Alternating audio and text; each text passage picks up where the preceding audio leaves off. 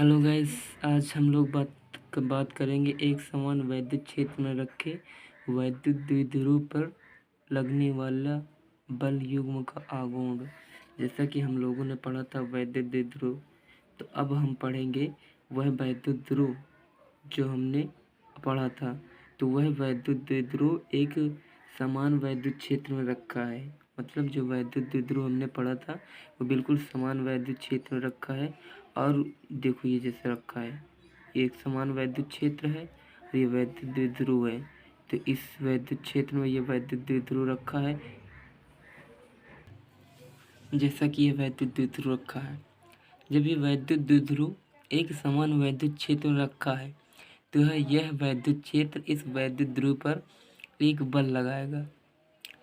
जो इस पर बल लगेगा वो प्रत्यायन बल है। जो इस पर बल लगेगा वो प्रत्यायन बल है। देखो जैसे पहले ये ऐसा था, वैद्युत क्षेत्र में रखा है, तो वैद्युत क्षेत्र इस पर बल लगाकर इससे ऐसे कर दिया। जो वैद्युत द्विध्रुव है वैद्युत क्षेत्र में रखा है, वैद्युत क्षेत्र बल लगाकर वैद्युत ध्रुव को ऐसे कर दिया है। अब इसको ऐसे बढ़ा लो, थोड़ा सा ये ऐसे बढ़ा लो, ये ऐसे बढ़ा लो। इसको ए नाम दे दो, इसको बी नाम दे दो, इसको सी नाम दे दो, ठीक। और ये 90 का एंगल, ये भी काम आएगा। तो इसमें लगाओ साइन थीटा। क्या लगाओगे? Sine theta. तो साइन थीटा लंब बटे कर्ण, वो लाल बटे का कम क्या होता है? लंब बटे कर्ण होता है। तो इसका लंब क्या है? इसका लंब BC है और कर्ण इसका क्या है? कर्ण इसका AC है ना। तो sine theta BC upon AC। AC क्या है? पूरा 2L है। AC क्या है? 2L है कि नहीं। अब इसको इसमें गुणा और इसको इसमें गुणा कर दो, तो BC बराबर 2L साइन थीटा। ये टोटल निकल के आया है, जो निकला है ना, ये साइन थीटा निकला है। अब हम इसके जो मतलब कि इसमें बल लगता है, इस वैद्युत द्विध्रुव पर जो बल लगता है उसे प्रत्यायन बल कहते हैं। प्रत्यायन बल कहते हैं।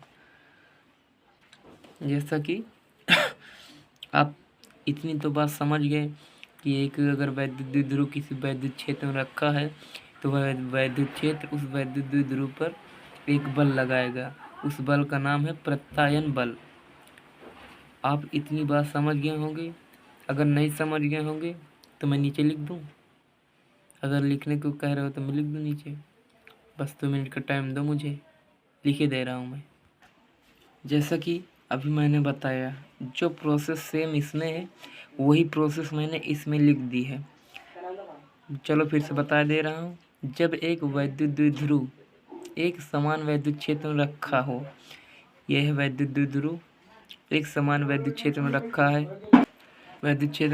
तो वैद्युत क्षेत्र उस वैद्युत द्विध्रुव पर बल लगाएगा, जो कि बल का वैद्युत द्विध्रुव पर बल लगाएगा जो कि बल का नाम प्रत्यायन बल है। इसे टाउ से प्रदर्शित करते हैं। तो जो प्रत्यायन का बल होता है, इसके बल का एक फार्मूला होता है। एक बल जो फार्मूला होता है, एक बल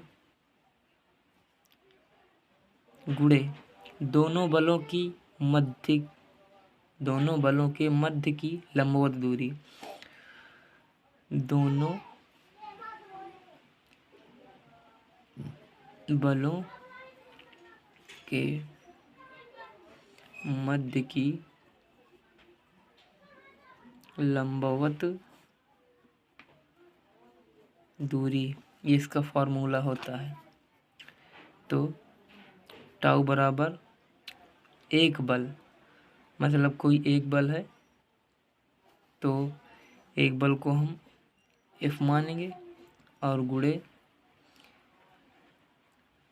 दोनों बलों के मध्य की दूरी, दोनों बल है, दोनों बलों के मध्य की दूरी, ये मतलब कि दोनों बलों की मध्य की दूरी है BC, तो यहाँ BC रखो।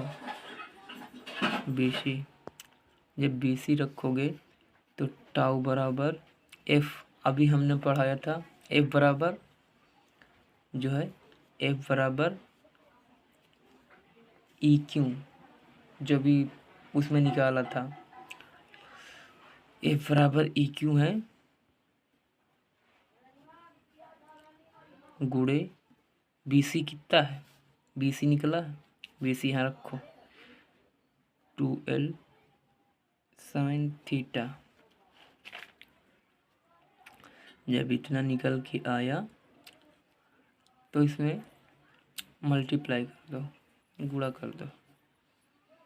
2 और टाउ अरे tau 2QL sine E sine theta. जब इतना निकला, अच्छा तो इतना निकला है ना, इतना निकला। जब इतना निकलने के बाद अभी हमने वैद्युत द्विध्रुव पर वैद्युत द्विध्रुव अगुण जब निकाला था तो P बराबर 2QL इतना निकला था कि नहीं निकला था। अब जब 2QL है, 2QL बराबर P, मतलब 2QL की जगह पर हम P रखेंगे, तो P रखो E साइन थीटा। ये टाउ का बिल्कुल फॉर्मूला निकल के आया।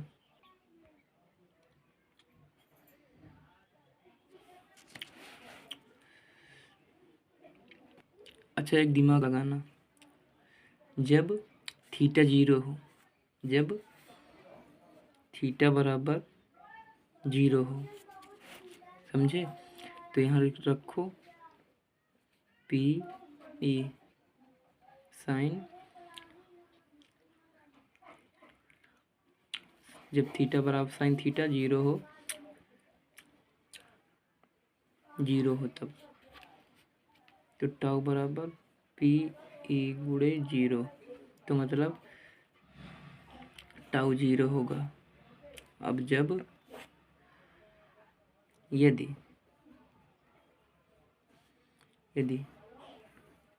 साइन थीटा बराबर 1 हो तो टाउ P E बराबर P E साइन 1, मतलब साइन 1 का मान साइन 90 का मान 1 होता है। कितना होता है, थीटा 90 यहाँ पर होना चाहिए, थीटा 90, ये इतना आप समझ गए होंगे। तो अगले वीडियो में हम बात करेंगे अगला